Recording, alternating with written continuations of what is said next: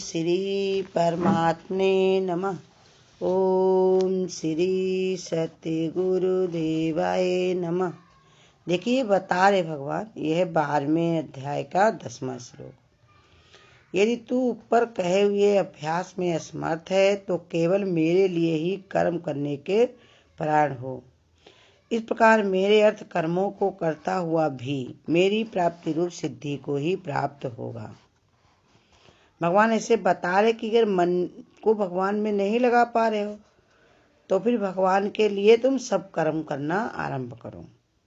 इसलिए भगवान ये आश्वासन देके समझा रहे हैं कि यदि तुम ऐसा अभ्यास तुमसे नहीं बन पड़ता है तो जिस प्रकार आया उसी प्रकार रहो। कहते जैसे अगर तुम पर नहीं ऐसे बन पाता है तो जैसे ही तुम कर्म मिले वैसे ही करो। कैसे? कोई भी काम करते जाओ, सामाजिक, व्यवहारिक, संसार के, शास्त्र के, शरीर संबंधी, संसार के जैसे भी काम करते हो तो उसमें जो उसका फल होता है, जिसमें फल की जिसमें चाहना होती है वो तुम भगवान को अर्पण कर दो कि भगवान ये जो भी कराया तुमने हमसे अपना ही काम करवाया है।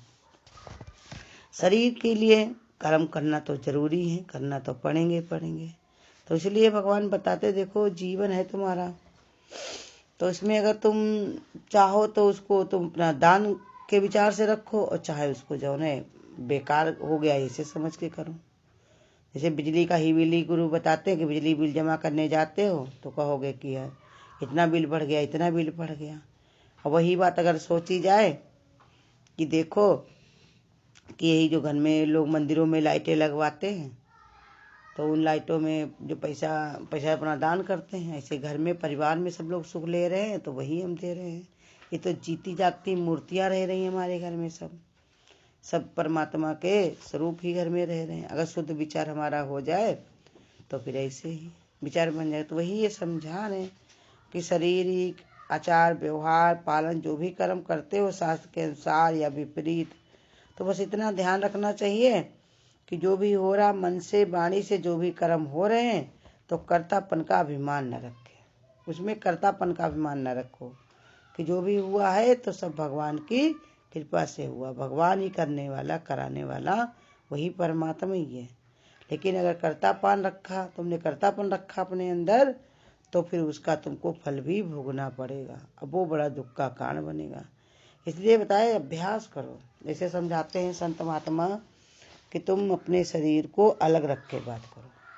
शरीर में जो भी क्रियाएं हो रही हैं, जो समस्याएं हैं शरीर में, बीमारी जो भी हो रही है वो शरीर में हो रही, मुझे आत्मा में कुछ नहीं है।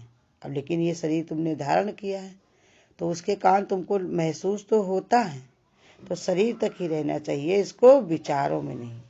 विचार हमारे गमीन से परेशान नहीं होने चाहिए कि कैसी भी स्थिति परिस्थिति हो हमारी, फिर भी ये हम फायदे में। ऐसे ऐसे संत हुए हैं जिन्होंने कैसी भी उनके शरीर के पैर कहा संत राजा ने कहा इनके पैर काट दो तो कहा कोई बात नहीं, हाथ से ताली बजा करके भगवान का स्मरण करेंगे। कहा इनके हाथ भी काट दो तो कहा कोई बात नहीं, अपनी जबान से करेंगे। जबान भी इनकी काट दो कहा राजा ने तो कहा इनको अपने मन से करेंगे। तो कहा मन उनका जुड़ा पड़ा तो मन को तो कोई नहीं काट सकता, कोई नहीं निकाल सकता। तो वही ये समझा रहे भगवान कि तुम भी ऐसे अपना मन बना लो, ऐसी आदत बना लो अपना स्वभाव कि शरीर तक कोई क्रिया अगर होती रहे, बीमारी परेशानी भी, तब भी अपने मन में ऐसे विचार रखना चाहिए कि देखो ये शरीर अलग है और हम अलग हैं। क्योंकि शरीर की क्रियाएं हम तक नहीं पहुंचती क्योंकि आदत बनी ना, जन्म जन्म के हम अभ्यासी हैं, इसी कारण इसका प्रभाव पड़ता है। लेकिन गुरु तो हमको यही समझाता है कि हमको ये सब चीज़ों से दूर का विचार करना कि देखो आत्मा और शरीर की दूरी कितनी है, धरती और आकाश की तरह। तो इसलिए समझा रहे कि स्थूल शरीर के कारण ही तुम इसी में भ्रम जाते हो, लग जाते हो। किसी को तुम सोचते हो कि बलवान हो जाए कामना पूर्ति के लिए, लेकिन वो भी तो दुख का ही कारण बनेगा। जितनी कामना पूर्ति होगी उतनी इच्छाएं तुम्हारी प्रबल होती रहेंगी। जितना हमारे मन का कार्य होता रहेगा उतना इसको छोड़ना हमको कठिन होगा। इसलिए भगवान हमको ये लीला रच करके ऐसी मति हमारी बनाता है कि जिससे हम कर्मों को गुरु कहते न्यारे होने की कला सीखें। अमुक कर्म नीचा है, ऐसा कर्म ऊंचा है, जैसा कर्तव्य सामने आता है तो भांति भांति के सदाचार का पालन करते चलो और इस कर्म का तुम्हें निरंतर भगवान में अर्पित करते चलो। भगवान आश्वासन देते हैं, ऐसा करने से ही मनुष्य उसको प्राप्त कर लेता है। जैसे कुछ लोग संत महात्मा लोग जंगल में जा कर के तपस्या करते तब पाते हैं भगवान को। कुछ लोग ये करते दान करते, कुछ लोग तीर्थ करते हैं, कोई कैसा करते, कोई ऐसी समाधि लगाते, कोई वो कार्य करते।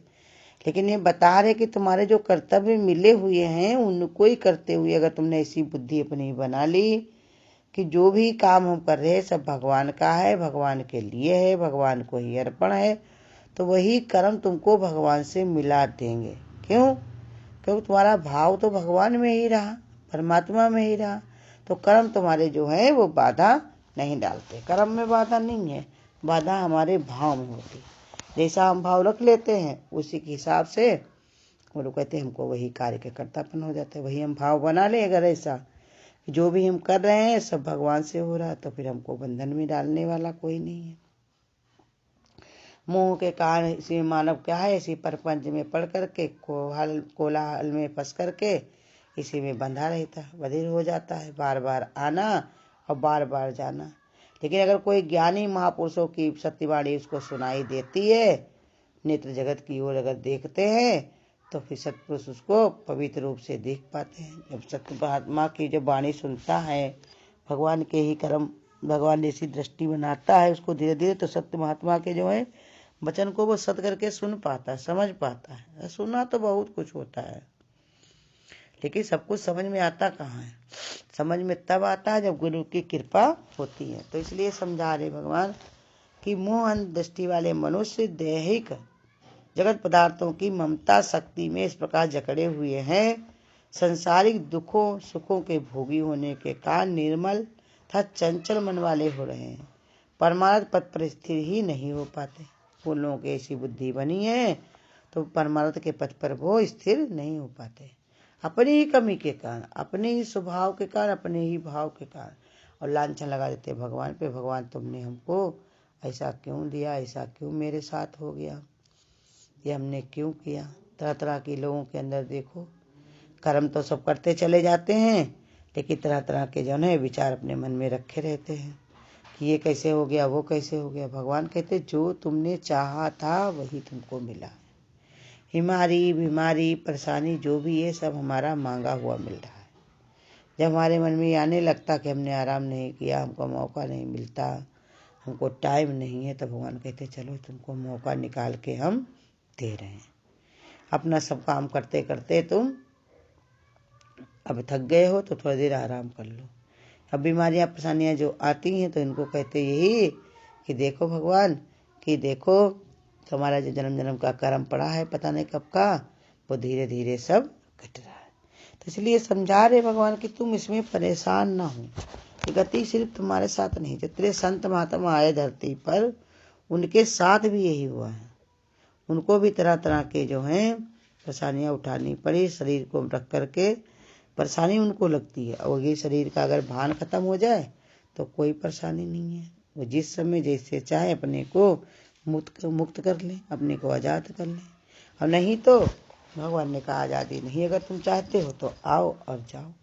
ये खुला हुआ गुरु कहते ये द्वार है संसार, यहाँ पर आना और जाना तुम्हारा हमेशा लगा हो रहेगा। इसलिए अपने अनुकूल प्रतिकूल परिस्थितियों में अपने को जो है विचलित ना कर करके अपने मन को ये समझाना है कि देखो जितना जो भी हो रहा है सब मेरे कर्म कटे जा रहे, इसकी अब हमको कोई चाहना नहीं।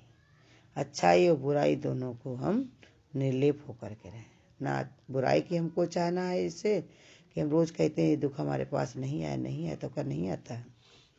ऐसे सुख की भी हमको चाहना नहीं रखनी कि वो आए।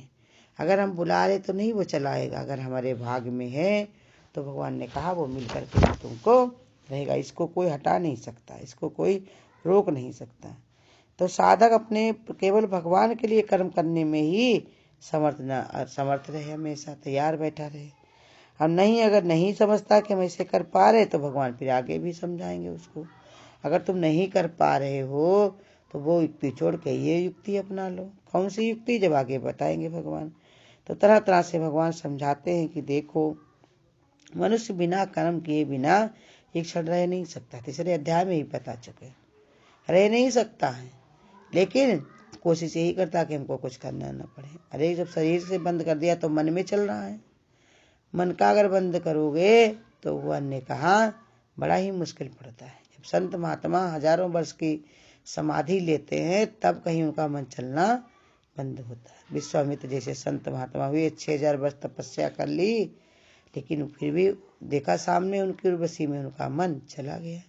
इंद्र जैसे राजा होने पर भी उनका मन देखो अप्सरा में चला गया।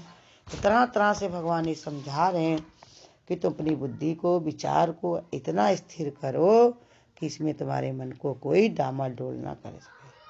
कहा, जिस प्रकार सूखी लकड़ी अग्नि में शीघ्रता से जलती है, गीली लकड़ी वहीं पर बहुत देर से जलती है, उसी प्रकार निर्दोष जीवन में संत संग का प्रभाव बहुत जल्दी पड़ने लगता है। लेकिन अगर तुम्हारे अंदर कोई, भगवान ने कहा, पाप कर्मी तुम्हारा जीवन है, मन में तुम्हारे विचार सही नहीं रहते हैं, तो होता है संतोष का भी फल तुमको नहीं मिलेगा, कभी संतोष नहीं आएगा। हम लोग सोचते हैं कि हमको ये सब छुट्टी मिल जाएगी तो हम सुकून में हो जाएंगे, वहाँ भगवान के वहाँ हलवा खाएंगे जा करके। तो भगवान कहते हैं जो तुम यहाँ नहीं संतुष्ट हुए तो भगवान के वहाँ भी संतुष्ट तुम नहीं हो पाओ, क्योंकि स्वभाव तो तुम्हारा साथ में जाएगा ना, आते तुम्हारे साथ में जाएंगे। इसलिए अगर तुमको अगर इस सच में शांति होना, खुश होना है तो आज हो कि भगवान को पा करके खुश हो जाओ, परमात्मा को पा करके शांति में आ जाओ। परमात्मा की कृपा से ही अपने को उसमें, भगवान ने कहा, परमात्मा में लगा पाओ। ये ऐसी बुद्धि बनाओ कि हर समय तुम्हारा विचार भगवान की ओर ही जुड़ा रहे। कोई भी समय ऐसा नहीं हो कि जो हमारे मन में ये विचार हमारे जो हैं हमको अखंडित कर सके। स्वाधीनता का आनंद प्राप्त करने के लिए राग है तो बंधन से मुक्त बनो। विवेक ज्ञान की इतनी प्राप्ति करो साधन से कि तुम्हारे विवेक को कोई बदल न सके, हटा न सके। जैसा तुम्हारा निश्चय बना हुआ है उसको कोई डुलायमान न कर सके। ऐसा निश्चय बना लो कि अब ना धरेंगे जन्म हम दोबारा। लेकिन इसके लिए कर्म भी तो करने पड़ेंगे। कहने से क्या, कहीं हम धनवान बनना चाहते, हम पढ़ाई करके हम डॉक्टर बनना चाहते, लेकिन मेहनत भी तो करनी पड़ेगी। उसको डॉक्टर बनने के लिए 8-10 साल को तैयारी करनी पड़ेगी।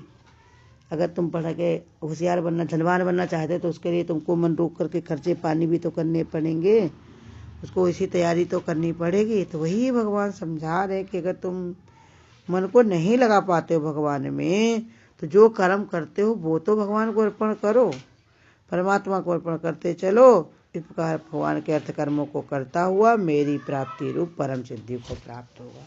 सिद्धि रूप ये मतलब नहीं है कि भगवान आए हमको सुदर्शन लेकर के। ये भगवान की याद आना ही भगवान की प्राप्ति है। भगवान का भाव बन जाना ही भगवान को पाना है।